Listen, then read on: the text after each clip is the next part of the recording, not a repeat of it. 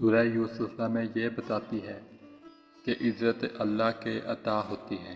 جب کوئی بندہ اللہ پر توکل مضبوط ہو جائے، اس کو چاہے اندھے کنویں میں بھی کیوں نہ لٹکا دیا جائے، اللہ وہاں سے نکال کر تخت میں بٹھانے میں قادر ہے۔ علماء کرام نے تفصیل میں لکھا ہے، جو سورہ یوسف کی تلاوت کرتے ہیں، حاصل ان کا کچھ نہیں بگاڑ سکتے۔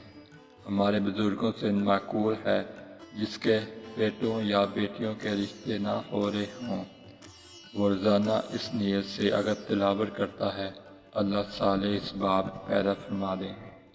ہر قسم کی حاجت، چاہے وہ کسی بھی قسم کی ہو اور کسی بھی ضرورت کے لیے ہو، کیسی بھی ضرورت ہو، سورہ یوسف کی تلاوت کرنا بہت ہی زیادہ اہم ہے، اور انشاءاللہ اس سے آپ کی حاجت اور ضرورت دونوں پوری ہوں گی۔ اگر کوئی شخص اپنے عہدے سے معزول ہو گیا ہو یا نوکری سے نکال دیا گیا ہو اور وہ چاہتا ہو اس کی نوکری واپس مل جائے، تو اس کی کثرت سے تلاوت کرے، انشاءاللہ تعالیٰ واپس اپنے عہدے پر بحال ہو جائے گا۔ اگر کوئی غریب ہو، نادر ہو اور کوئی رزق کا ذریعہ نہ ہو، تو اس کی تلاوت کرنے سے غنی اور مالدار ہو جائے گا۔ جس شخص کو رزق کی تنگی ہو، اسے چاہیے 75 بار پڑھے، اس کی برکت سے رزق میں فراخی ہوگی اور تندرستی چل جاتی رہے گی، دولت اور مال ہاتھ آئے گا۔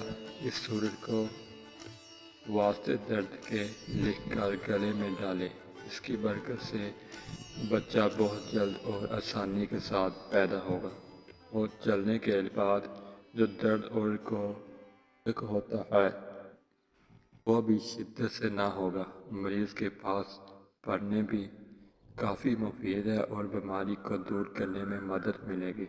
تو ناظرین، یہ تھی سورہ یوسف کے فضائل۔ امید کرتا ہوں آپ کو ویڈیو پسند آئی ہوگی۔ اللہ حافظ۔ Thanks for watching.